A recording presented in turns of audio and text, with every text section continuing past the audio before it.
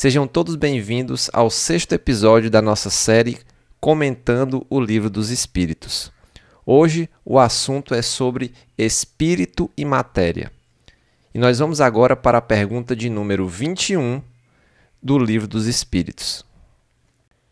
Assim como Deus, a matéria existe desde toda a eternidade ou foi criada por Ele em um determinado instante? A resposta dos benfeitores foi: somente Deus o sabe. Entretanto, existe uma coisa que o homem deve compreender. É que Deus, modelo de amor e caridade, jamais esteve inativo. Por mais distante que se consiga imaginar o início de sua ação, será que é possível imaginá-lo um segundo sequer na ociosidade? Então, pessoal, veja que Deus, sendo eterno, ou seja, sem ter um começo e sem ter um fim, nós já vimos isso no vídeo anterior sobre os atributos da divindade, ele nunca esteve ocioso, ou seja, ele nunca parou de criar. Na pergunta 22, diz o seguinte: geralmente define-se a matéria como sendo aquilo que tem extensão, que impressiona os nossos sentidos e que é impenetrável. Essas definições são exatas? Dizem os benfeitores que, do seu ponto de vista, ou seja, de Kardec, essas definições são exatas porque vocês falam apenas do que conhecem. Entretanto, a matéria existe em estados que ainda lhes são desconhecidos. Por exemplo, ela pode ser tão etérea e sutil que não cause nenhuma impressão aos seus sentidos. E olha só, pessoal, que interessante.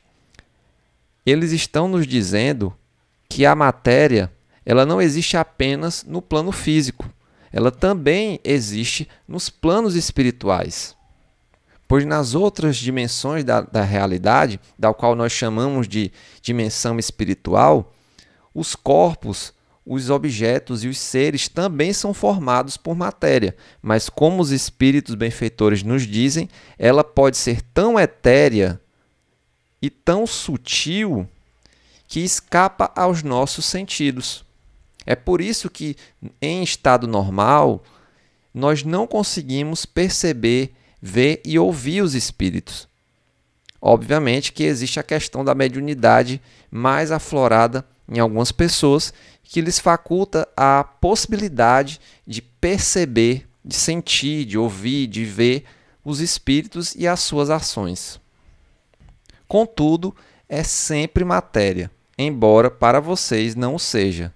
Então, eles dizem isso justamente porque, como eu falei, devido a gente não ter em estado normal essa possibilidade de ver e sentir os espíritos, para nós parece que eles não são feitos de matéria, mas a matéria existe no plano espiritual em estado mais sutil. Agora vamos para a pergunta 22A. Sendo assim, que definição os espíritos dão para a matéria? Então, novamente, estamos aqui tratando da matéria densa, certo? Daqui do plano físico. A matéria do plano físico é o elemento que prende o espírito ao mundo físico. É o instrumento que ele utiliza para se manifestar e exercer a sua ação no mundo. Logo abaixo, nós temos aqui o comentário de Kardec. Vamos ver o que ele diz. De acordo com essa ideia, pode-se dizer que a matéria é o elemento intermediário com a ajuda da qual o espírito se manifesta no mundo físico.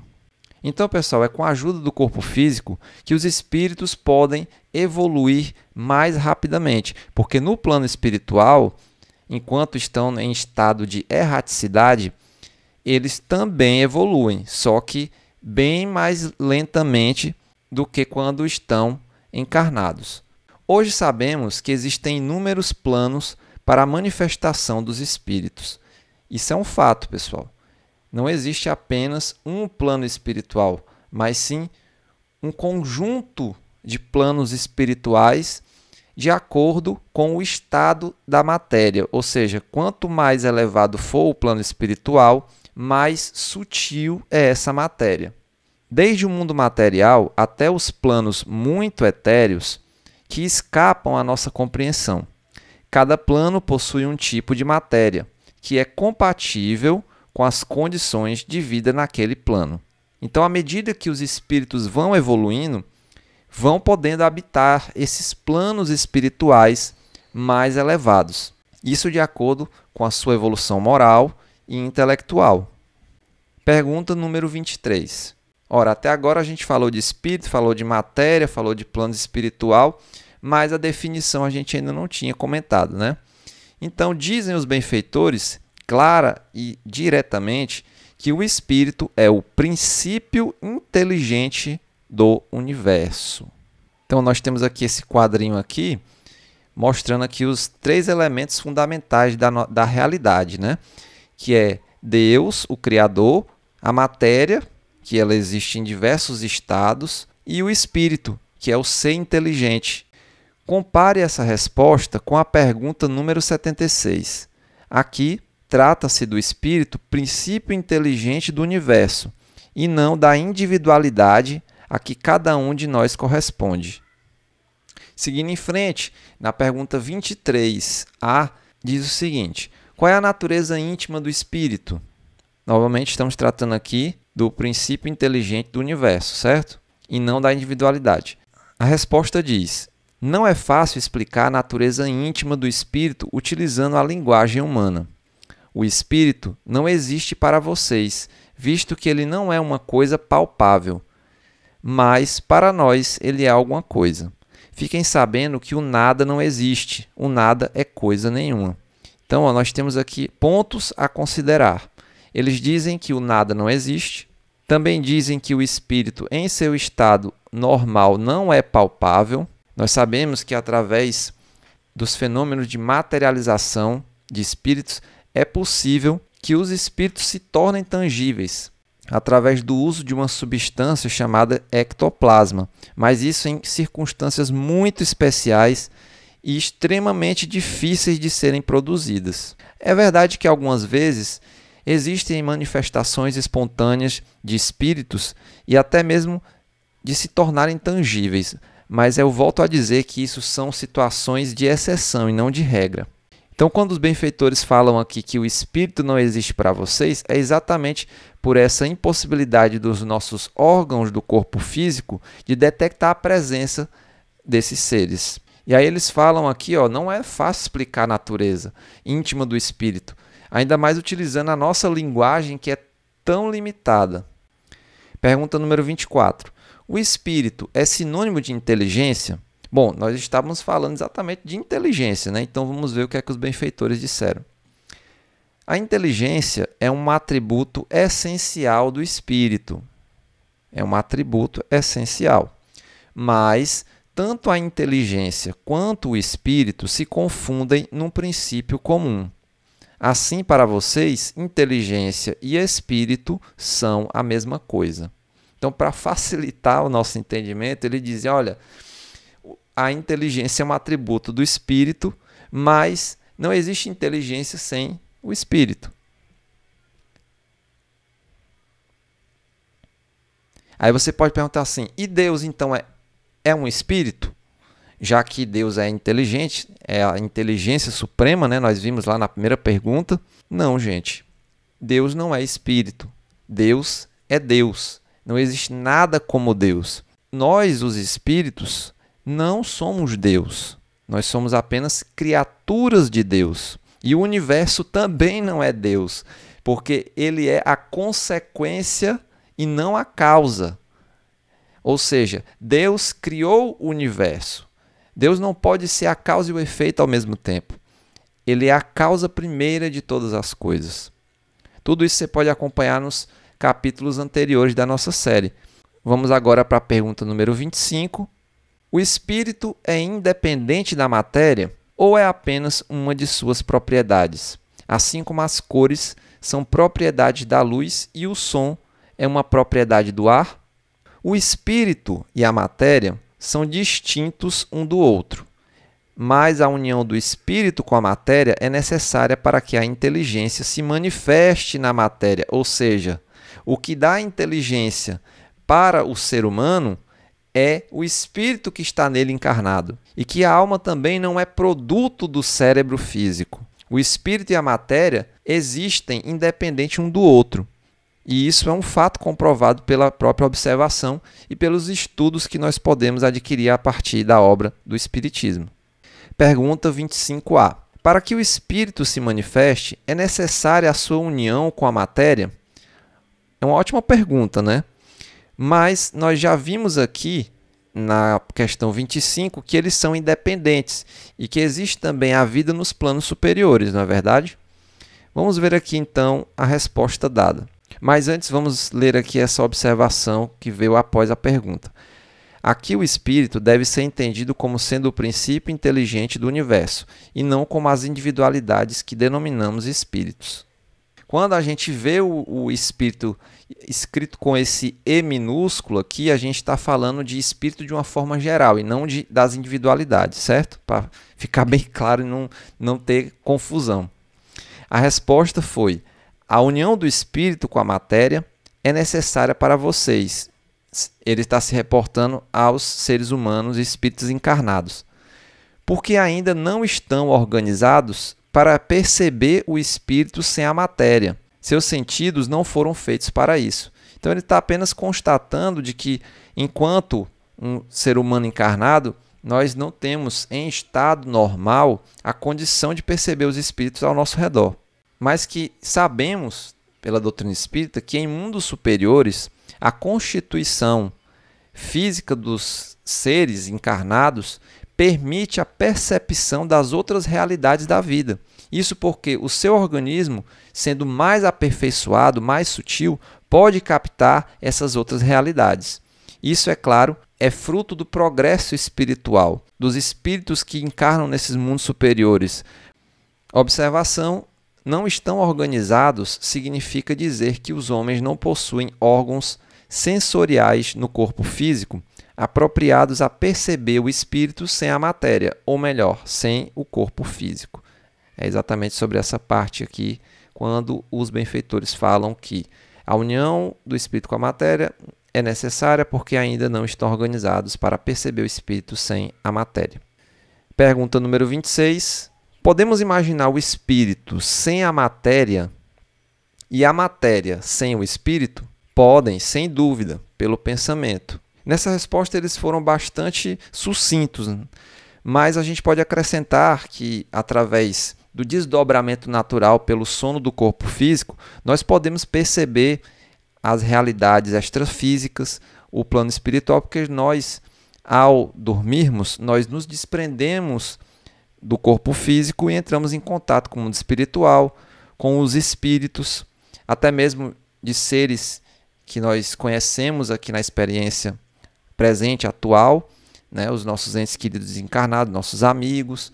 Nós também temos a possibilidade de entrar em contato com o mundo espiritual através das reuniões mediúnicas. Enfim, uma série de fatores que nos colocam diante dessa realidade, e mesmo sem ser através do pensamento, como ele diz aqui. Mas como eles quiseram trazer uma resposta mais direta, eles deixaram essas outras questões para nós comentarmos depois. Observação: o espírito não depende da matéria e não deve ser confundido com ela. Entretanto, através do pensamento, podemos imaginar o espírito sem a matéria e a matéria sem o espírito. Pergunta 27. Então podemos dizer que existem dois elementos gerais no universo, a matéria e o espírito? Sim, e acima de tudo Deus, o Criador, o responsável por todas as coisas. Deus, espírito e matéria constituem o princípio de tudo o que existe. É a tríade universal. Porém, ao elemento material é necessário adicionar o fluido cósmico universal, que desempenha o papel de intermediário entre o espírito e a matéria, propriamente dita. A matéria é demasiado densa para que o espírito possa exercer a sua ação sobre ela. Então, através do fluido cósmico universal, Deus o modifica para que ele se transforme nas mais vasta variedade de matéria que existe no nosso universo. Embora, sob certo aspecto, se possa classificar o fluido cósmico universal como elemento material, ele se distingue da matéria por possuir propriedades especiais. Se o fluido cósmico universal fosse realmente a matéria propriamente dita, não haveria razão para que o espírito também não o fosse. O fluido cósmico universal situa-se entre o espírito e a matéria. Ele é fluido, assim como a matéria é matéria. Pelas inúmeras combinações com a matéria e sobre a ação do espírito, o fluido cósmico é capaz de produzir uma infinita variedade de coisas das quais a humanidade conhece apenas uma mínima parte. Podemos dizer que o fluido cósmico universal é a matéria-prima da criação. O espírito se utiliza desse fluido cósmico universal, ou primitivo, ou elementar, porque ele é princípio, sem o qual a matéria estaria em contínuo estado de divisão e jamais adquiriria as propriedades que a força da gravidade lhe dá, como, por exemplo, a de poder ser pesada. Então veja, pessoal, que esse fluido ele é o alicerce de toda a criação. Observação: a matéria e o fluido cósmico universal constituem uma só grandeza, o princípio material. Além da matéria, existe o princípio inteligente, o espírito, que se constitui na segunda grandeza da criação.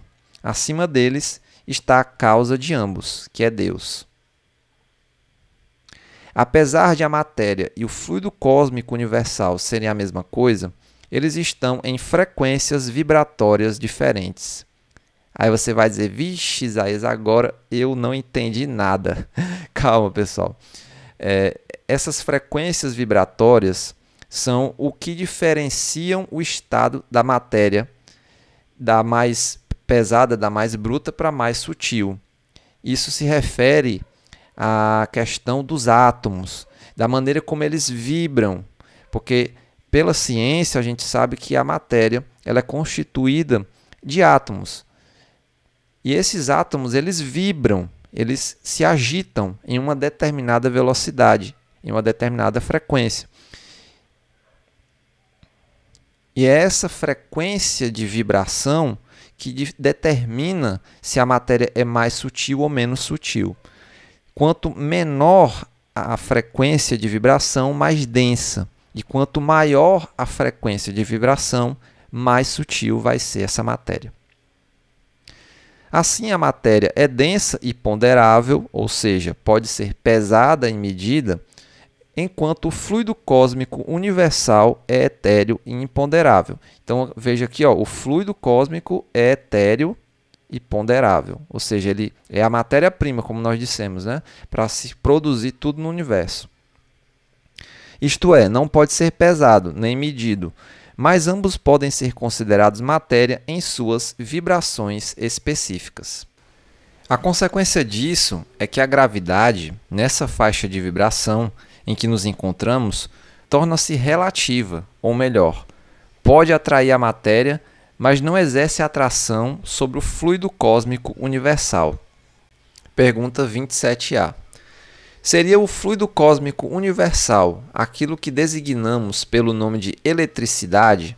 Então Kardec está comparando esse fluido cósmico com a possibilidade dele ser a eletricidade. Vejamos aqui a resposta dos espíritos.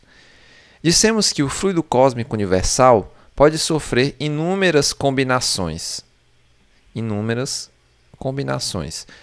O que vocês chamam de fluido elétrico, fluido magnético, são modificações do fluido cósmico universal.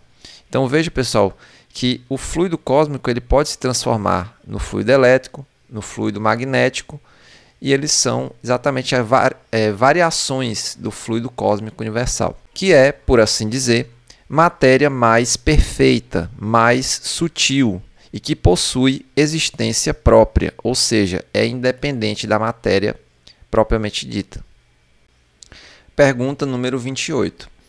Uma vez que o espírito existe, não seria melhor designar esses dois componentes do universo, matéria e espírito, pelas expressões matéria inerte e matéria inteligente, evitando assim mais confusões?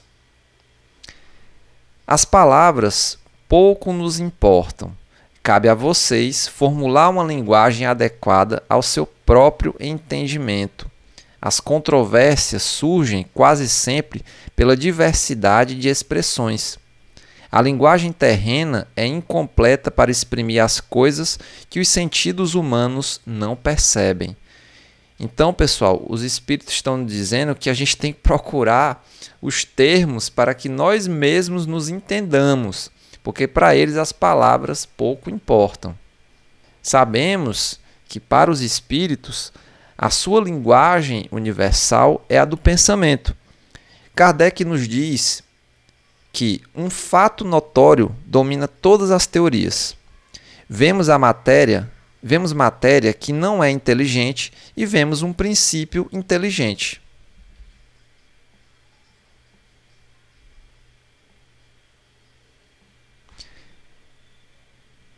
Que é independente da matéria.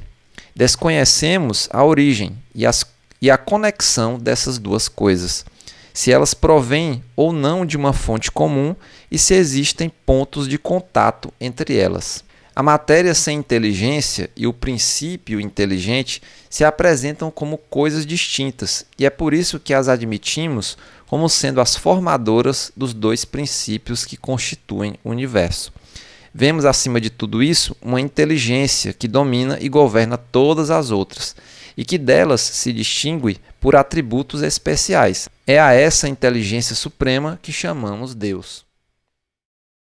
Então chegamos ao final de mais um episódio de Comentando o Livro dos Espíritos. Muito obrigado pela sua atenção e que Deus e o nosso Mestre Jesus nos abençoe, nos ilumine e nos fortaleça sempre. Um grande abraço e fiquem todos na paz.